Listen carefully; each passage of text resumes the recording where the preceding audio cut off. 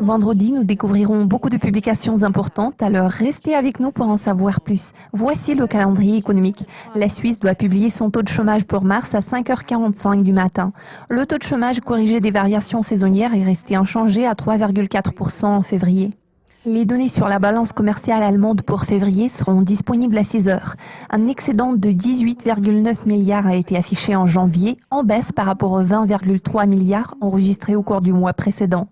À 6h45, nous découvrirons les chiffres de la production industrielle française pour février.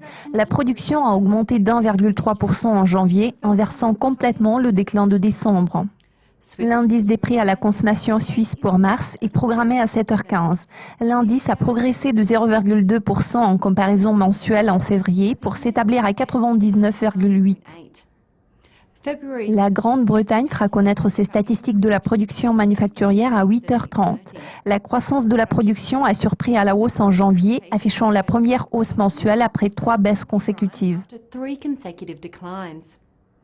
Également à cette heure-ci, nous découvrirons la balance commerciale britannique pour février. Le déficit commercial britannique s'est accru pour s'établir à 10,3 milliards en janvier. Selon le consensus du marché, le déficit est censé rester inchangé.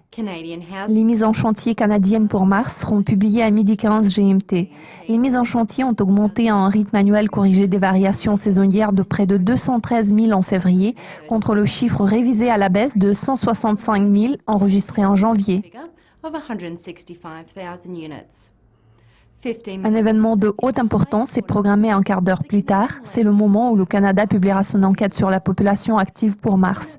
L'emploi est resté pratiquement inchangé en février, alors que le taux de chômage a augmenté de 0,1% pour le deuxième mois consécutif. Enfin, les États-Unis publieront leurs données sur les stocks des grossistes pour février à 14h GMT.